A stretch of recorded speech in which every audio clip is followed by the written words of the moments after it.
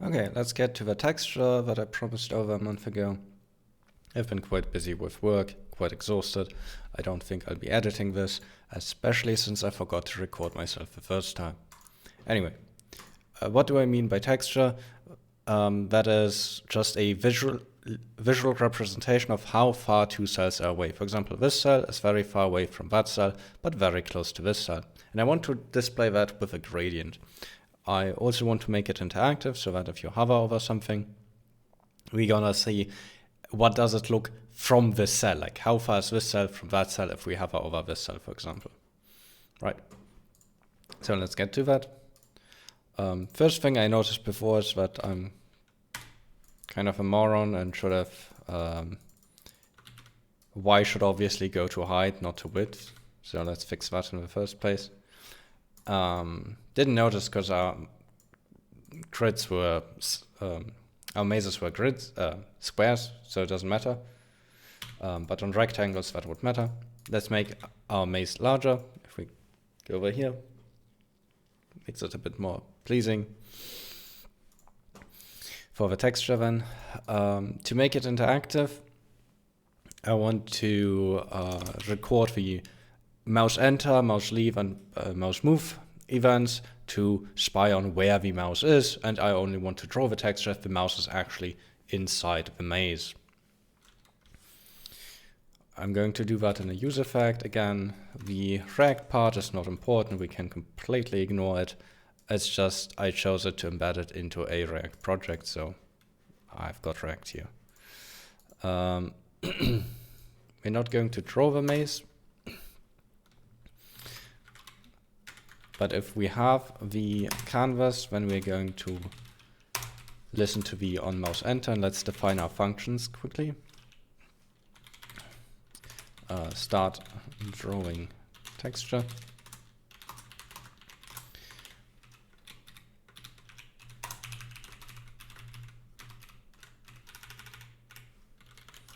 Stop.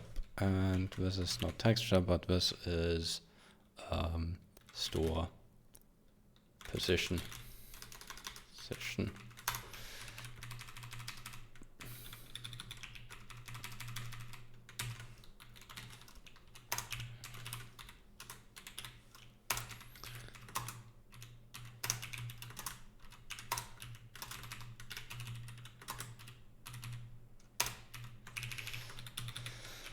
And let's also deregister these events when the use effect quits.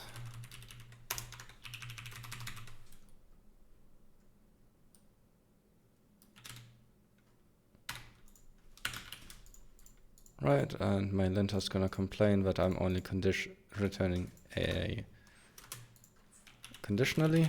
So let's also add a return after the if, so that just my linter leaves me alone.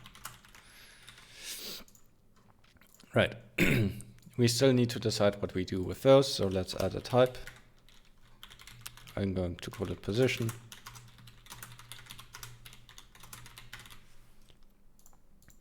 Let's store our position.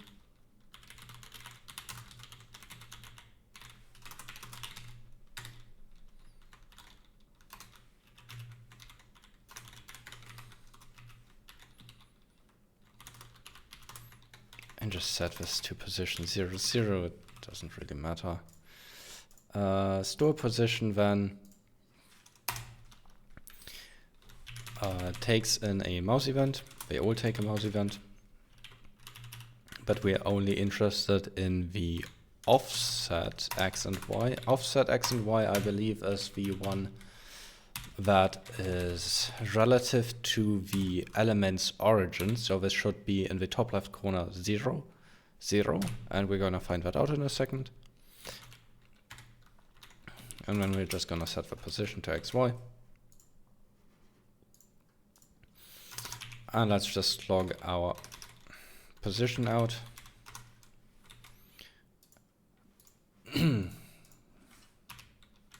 yes, then this annoying me again. Anyway, we can see, or I can see, you can't because it's way too small for you. Let's make it larger. that the top left corner indeed is 0, 0, and the top bottom right corner is 1000, 1000, which makes sense because I'm rendering it with size 1000, 1000. So we've got this part. Let's also store another thing, that is we do actually the texture drawing.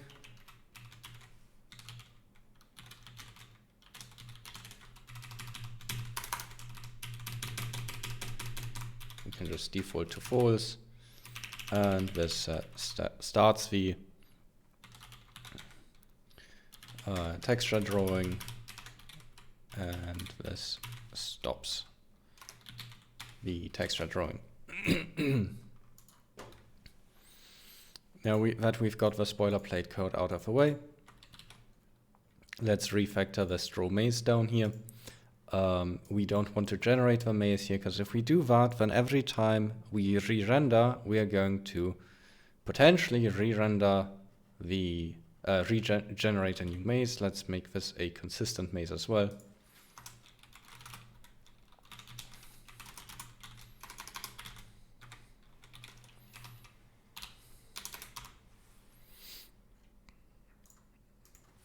And then we can just do the maze here. And here, if we do indeed draw the texture, then we can call some function to actually draw the texture.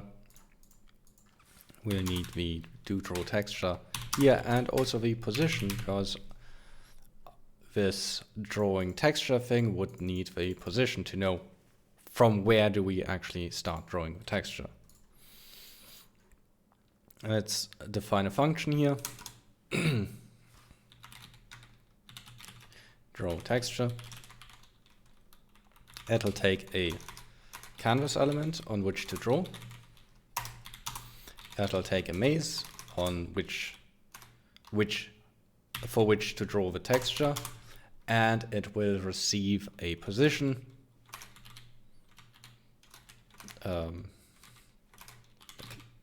Let's just call it position. Of type position, and do something with this data to actually draw the texture. Let's plug this in here.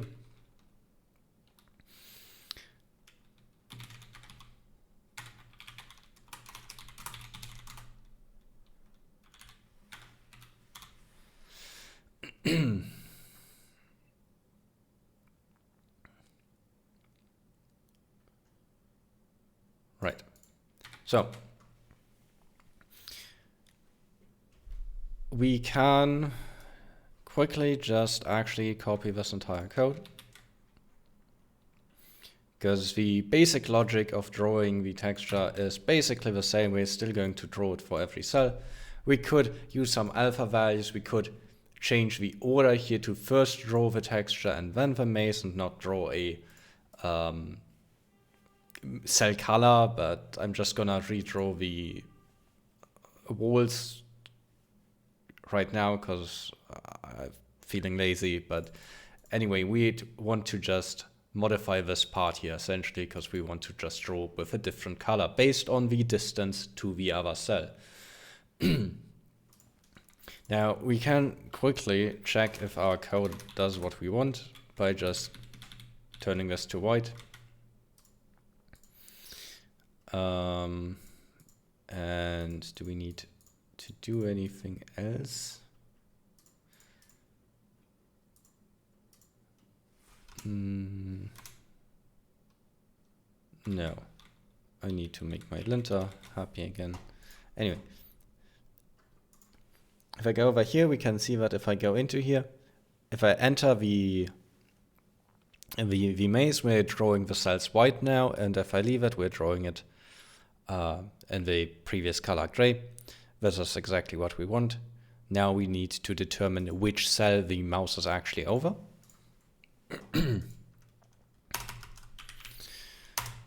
We can do that simply by dividing the position by the cell size.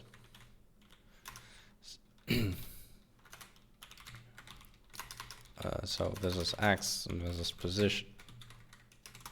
position.x divided by cell size, and we actually want to floor this.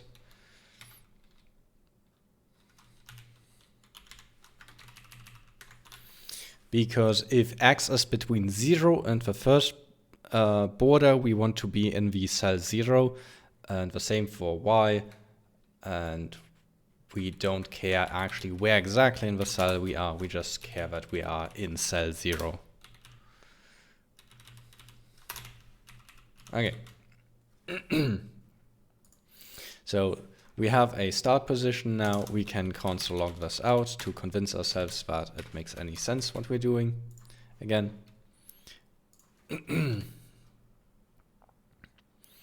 if I go over here, this should be cell 0, 0, and this should be cell 24, 24. This makes sense. And they are changing continuously as I move the mouse in about the way I expect. So you seem to be computing a sensible start and end. Now, what if our maze is not a rectangle? Let's do that quickly. Let's just say its height is different to 20. Now, if I mouse over here, we are still receiving cell indices, which cell positions, which is not correct because we're not inside the maze. So let's suppress this.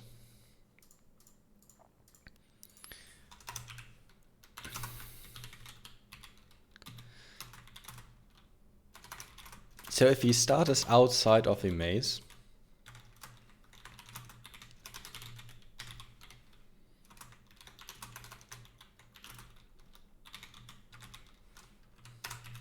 then we're just gonna return and not draw anything. If we go over to the browser, we can see now that we don't get any events for the cells down here, and we only start drawing and recognizing once we're in here. That's what we wanted. Now we need to draw the cells based on the distance from the mouse cursor. And the distance in the maze, not the geometric distance. Which means we are going to need to write some sort of search algorithm. In this case, it's a breadth first search. We've seen one before. So I'll just relatively quickly write it down. Let's add a type, maze distances. Come on, where's my equal? There's my equals. Which is just going to be an array of numbers. If we recall, our maze is a normalized array here.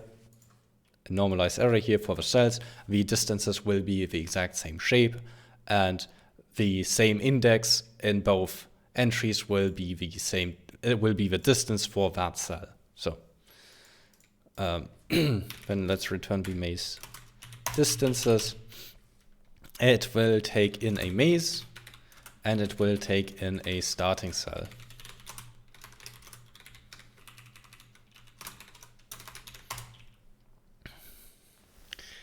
So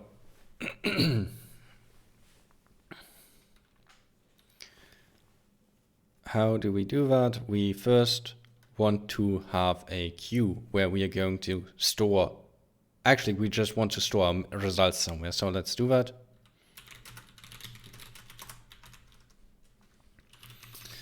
And we already know the size of it here. We can just map over this and go to -1, for example.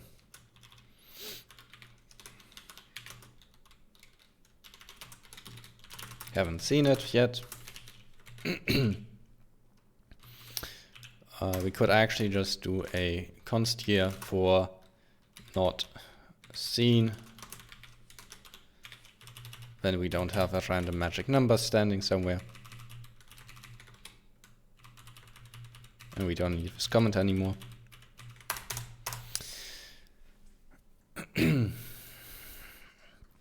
Next, we need our queue for the search, which will start off with the start position. We also want to set the distance of the start position to 0.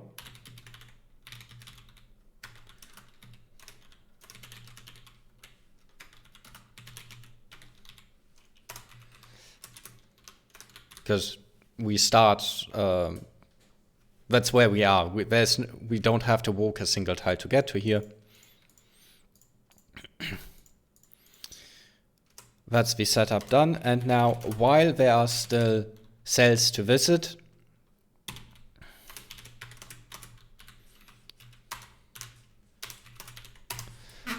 we get the first cell.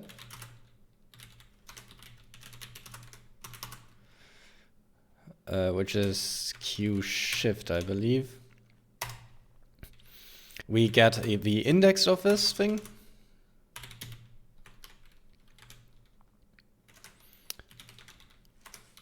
Maze.width. I could make a helper for this, but whatever.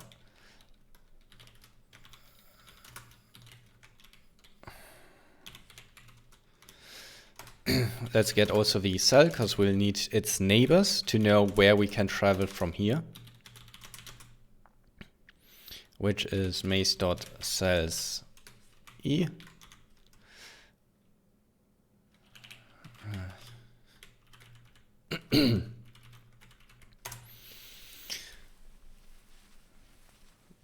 Then let's derive the neighbors from this.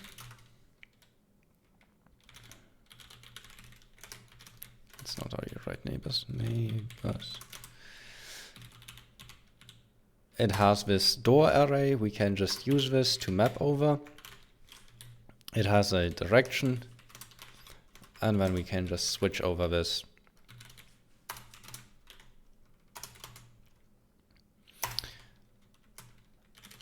And we can return a new position. If we go east, it means it's the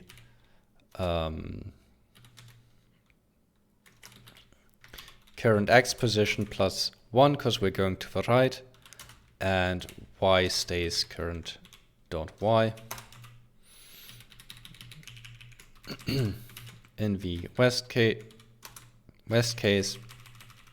we're going the other direction, and north is -1 and south is +1 on the Y coordinate. Let's add the default case, and we should never be able to get into this.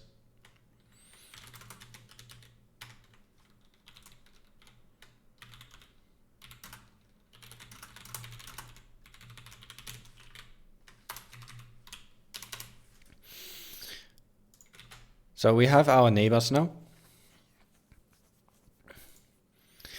And we can now, for each neighbor, add them to the queue if we have not seen them yet, and compute their distance. So for each neighbor, if let's guess its index.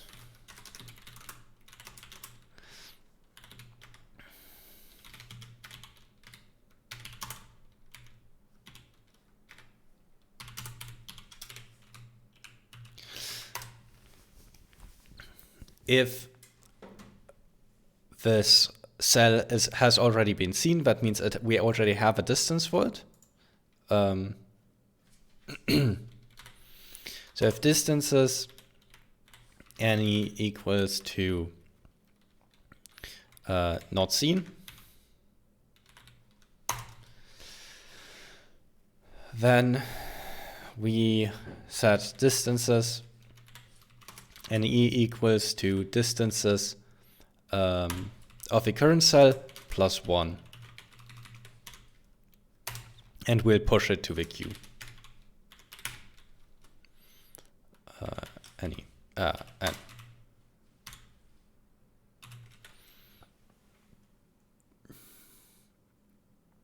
once the queue is empty, we've seen them all. They're all going to have a value between 0, technically -1 and whatever the max distance is. Since we have perfect mazes, we're never gonna see a -1 after a search has finished. Let's just return the distances. And we can use search now here to get the distances from our start cell.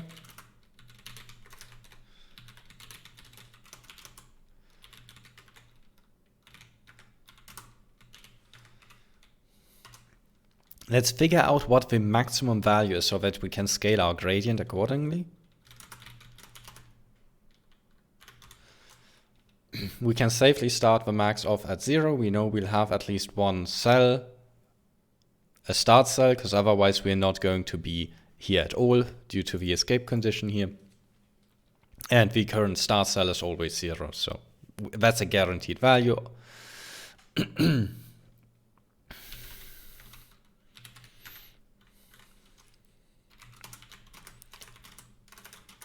And then just let's set max equals to math.max of max and the number.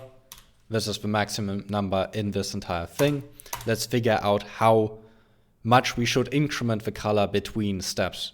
We know the distance now, but not the increment. So our step size is just 255 divided by our max.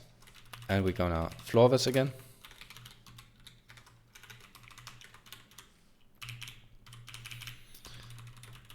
And this can be a const. Now our fill style will be now conditional on that. And I'm just gonna RGB. Based on this, let's make this a constant. Max color, or let's call it max intensity,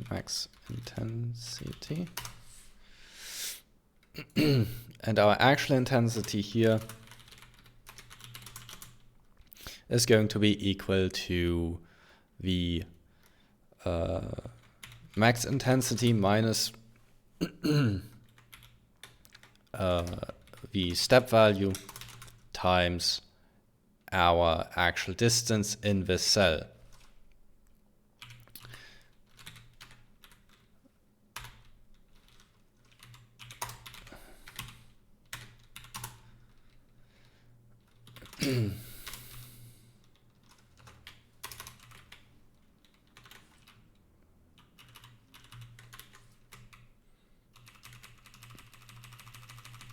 That's our intensity, and then we're going to have here, let's make this a template string.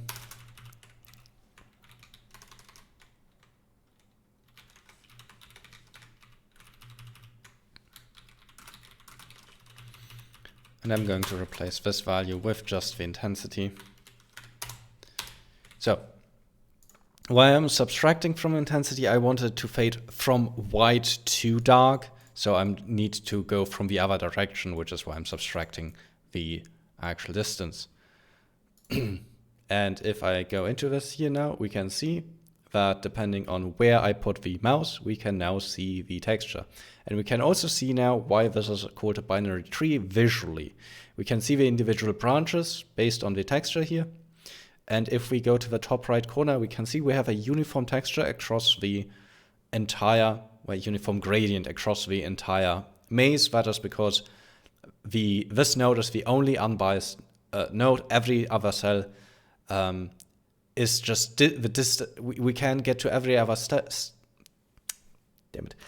Every cell has Manhattan distance from here because we either go south or east and we just get to it. So we expect a uniform gradient here. Whereas if we are on the other side, we see a very strong bias in how this maze is laid out. So this is probably not a very interesting or good maze. Ideally, I'd like a maze where no matter where we hover over, we get a interesting pattern. As in, no specific cell is close, no specific cell is far away. Usually, like maybe a uniform color, but not a uniform gradient, because a uniform gradient is also a boring maze. But it would depend on the specific maze we want to make and what our goals are. And I just stop rambling at this point.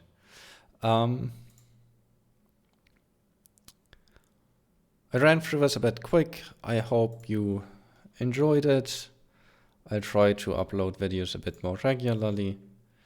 And if you like what I do, feel free to leave a comment, subscribe, or join my Discord. Let's look at a larger maze as well, just for fun.